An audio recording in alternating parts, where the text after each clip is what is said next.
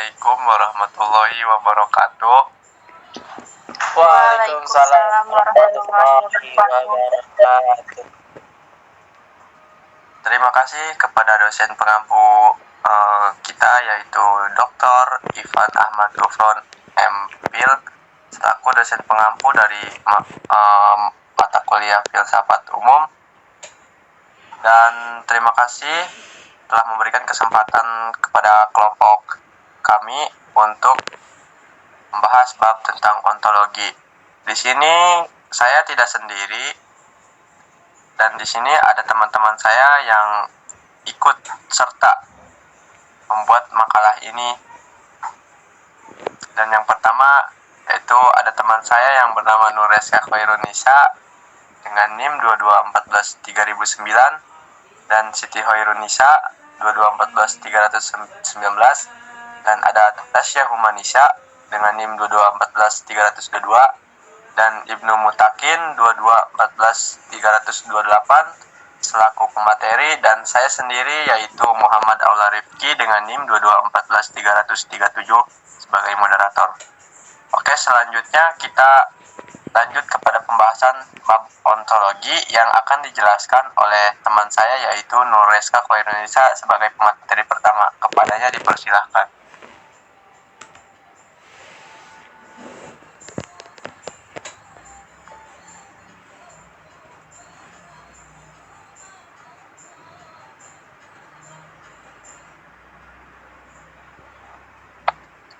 Baik, jadi di sini saya akan menjelaskan apa itu ontologi. Ontologi dalam bahasa Inggris yaitu ontologi. Tokoh pertama yang membuat istilah ontologi adalah Christian Wolff pada tahun 1679 sampai 1714. Istilah itu berakar dari bahasa Yunani yang terdiri dari dua kata, yaitu ontos yang berarti keberadaan atau berada, dan logos yang berarti ilmu pengetahuan atau ajaran, atau juga pemikiran. Maka ontologi dapat diartikan sebagai ilmu atau teori tentang wujud hakikat yang ada pada ilmu. Menurut pandangan dari Yang Ji, ontologi bagian dari yang mengungkap dari sebuah eksistensi yang pembahasannya meliputi persoalan-persoalan. Terima kasih, balik lagi ke moderator. Terima kasih kepada saudari Nureska Khairunisa atas penjelasan ontologi, dan selanjutnya pemateri kedua yang akan dibacakan oleh Siti Khairunisa. Kepadanya dipersilahkan. Baiklah, di sini saya akan menjelaskan tentang objek ontologi. Objek ontologi itu yang pertama ada objek materi. Secara ontologis, artinya metafisis umum, objek materi yang dipelajari dalam plural ilmu pengetahuan bersifat monistik pada tingkat yang paling abstrak. Seluruh objek materi pluralitas ilmu pengetahuan seperti manusia, binatang, tumbuh-tumbuhan, dan zat kebendaan berada pada tingkat abstrak tertinggi, yaitu dalam kesatuan dan menentukan kesatuan pluralitas ilmu pengetahuan. Dengan kata lain, pluralitas ilmu pengetahuan berhakikat satu, yaitu dalam kesatuan objek materinya. Terus yang kedua ada objek forma. Objek forma ontologi adalah hakikat seluruh realitas bagi pendekatan realitas tampil dalam kuantitas atau jumlah. Akan menjadi kualitatif realitas akan tampil menjadi aliran-aliran materialisme, idealisme, naturalisme. Sekian, saya kembalikan kepada moderator. Terima kasih kepada saudari Siti Hoirunisa. Dan selanjutnya pemateri ketiga yang akan dibacakan oleh Tasya Humanisa. Kepadanya dipersilahkan.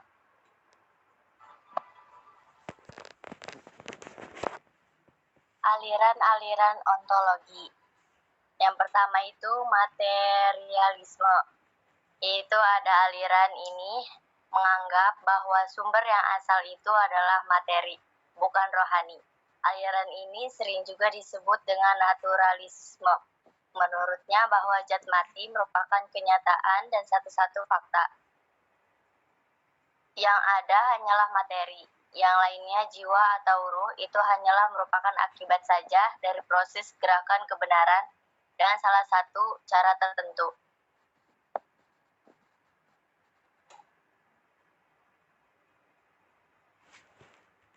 Terima kasih kepada saudari Tasya Humanisa. Dan selanjutnya akan dilanjutkan oleh pemateri keempat, yaitu Ibnu Muttaqin. Kepadanya dipersilahkan. Terima kasih moderator. Baik, saya akan menjelaskan aliran ontologi bagian idealisme. Sebagai lawan materialisme adalah idealisme yang dinamakan juga spiritualisme. Idealisme diambil dari kata idea, yang itu sesuatu yang hadir dalam jiwa. Aliran ini beranggapan bahwa hakikat kekayaan yang beraneka ragam itu semua berasal dari ruh atau disebut sukma atau sejenis dengannya, yaitu sesuatu yang tidak berbentuk, tidak menempati ruang. Materi atau zat itu hanyalah sesuatu jenis dari penjelasan rohani. Nah, aliran ini menyatakan bahwa hakikat benda adalah rohani, spirit, atau sebangsanya. Yang pertama itu, misalkan nilai ruh lebih tinggi daripada badan, lebih tinggi nilai dari materinya bagi kehidupan manusia. Ruh ini dianggap sebagai hakikat yang sebenarnya, sehingga materi hanyalah badannya. Bayangan atau penjelmaan saja. Nah, yang kedua, manusia lebih dapat memahami dirinya daripada dunia luar dirinya. Yang ketiga itu, materi ialah kumpulan energi yang menempati ruang. Benda tidak ada, yang ada energi itu saja. Nah, yang selanjutnya itu dualisme. Setelah kita memahami bahwa hakikat itu satu monisme baik materi maupun rohani, ada juga pandangan mengatakan bahwa hakikat itu ada dua aliran. Ini disebut dualisme. Aliran ini berpendapat bahwa benda terdiri dari dua macam hakikat sebagai asal sumbernya, yaitu hakikat materi dan hakikat rohani. Benda dan ruh, jasad dan spirit. Nah, yang selanjutnya itu pluralisme. Paham ini berpandangan bahwa segenap macam untuk merupakan kenyataan. Pluralisme bertolak dari keseluruhan, mengakui bahwa segenap macam bentuk itu semuanya nyata. Pluralisme di dalam Dictionary of Philosophy and Religion dikatakan sebagai paham yang menyatakan bahwa kenyataan alam ini tersusun dari banyak unsur, lebih dari satu atau dua entitas. Sekian dari saya, kembali ke moderator.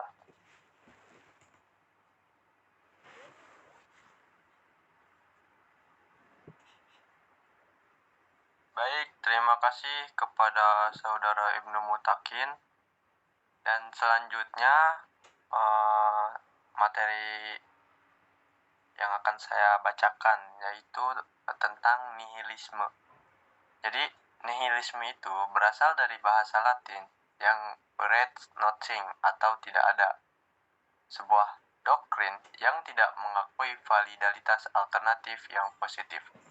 Doktrin tentang nihilisme sebenarnya sudah ada semenjak zaman Yunani kuno, yaitu pada pandangan Georges pada tahun 483 sampai 360 sebelum Masehi, yang memberikan 3 proposisi tentang realitas. Pertama, tidak ada sesuatu pun yang eksis. Realitas itu sebenarnya tidak ada. Bukankah Zeno juga pernah sampai pada kesimpulan bahwa hasil pemikiran itu selalu tiba pada paradoks? Kita harus menyatakan bahwa realitas itu tunggal dan banyak, terbatas dan tidak terbatas, dicipta dan tidak dicipta. Karena kontradiksi tidak dapat diterima, maka pemikiran lebih baik tidak menyatakan apa-apa tentang realitas. Yang kedua, bila sesuatu itu ada, ia dapat diketahui. Ini disebabkan oleh penginderaan itu tidak dapat dipercaya. Penginderaan itu sumber ilusi. Akal juga dapat mampu meyakinkan kita tentang alam semesta ini, karena kita telah didukung oleh dilema subjektif. kita berpikir dengan kemauan ide kita yang kita terapkan pada fenomena. Yang ketiga, sekalipun realitas itu dapat kita ketahui, ia tidak akan dapat kita beritahukan kepada orang lain. Yang terakhir yaitu ada agnotisme. Jadi, paham agnotisme ini menginginkan kesanggupan manusia untuk mengetahui hakikat benda, baik hakikat materi atau hakikat rohani. Timbulnya aliran ini dikarenakan belum dapatnya orang mengenal dan mampu menerangkan secara konkret akan adanya kenyataan yang berdiri sendiri dan dapat kita kenal. Aliran ini dengan tegas selalu menyangkal adanya suatu kenyataan mutlak yang bersifat transcendent. Agnotisme adalah paham peningkaran atau penyangkalan manusia mengenai hakikat benda, baik materi ataupun rohani. Jadi aliran ini mirip dengan skeptisme yang berpendapat bahwa manusia diragukan kemampuannya mengetahui hakikat. Namun tampaknya agnotisme lebih baik dari itu karena menyerah sama sekali. Dan itulah pembahasan bab tentang ontologi dari kelompok kami. Dan yang terakhir yaitu kesimpulan dari bab ontologi ini. Jadi, kesimpulan yang didapat yaitu, menurut bahasa, ontologi ialah berasal dari kata Yunani yaitu on atau ontos. Jadi ada dan logos atau sama dengan ilmu. Jadi ontologi adalah ilmu tentang yang ada. Menurut istilah, ontologi adalah ilmu yang membahas tentang hakikat yang ada, yang merupakan ultimate reality, baik yang terbentuk jasmani atau konkret, maupun rohani atau abstrak. Metafisika umum atau ontologi adalah cabang filsafat yang membicarakan prinsip paling dasar atau paling dalam dari segala sesuatu yang ada. Objek ontologi terbagi menjadi dua. Pertama, objek materi, kesatuan ilmu pengetahuan tersebut menjadi semakin jelas jika ditinjau dari sumber asal seluruh perbedaan objek materi itu. Jadi semua makhluk sebagai objek materi pluralitas ilmu pengetahuan secara sistematis berhubungan dengan proses kausalistik. Jadi kedua ada objek forma. Objek forma ini sering dipahami sebagai sudut atau titik pandang yang selanjutnya menentukan ruang lingkup.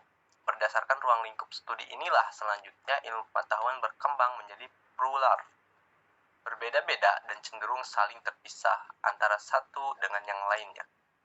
Aliran-aliran yang ada pada ontologi yaitu materialisme, idealisme, dualisme, pluralisme, nihilisme, dan agnotisisme. Mungkin hanya itu yang sedikit bisa kami sampaikan dari bab tentang ontologi dari kelompok 6. Adapun masih kurangnya pembahasan dari bab ontologi ini, kami rasa mohon dimaaf. Cukup sekian. Wassalamualaikum warahmatullahi wabarakatuh. Waalaikumsalam warahmatullahi wabarakatuh.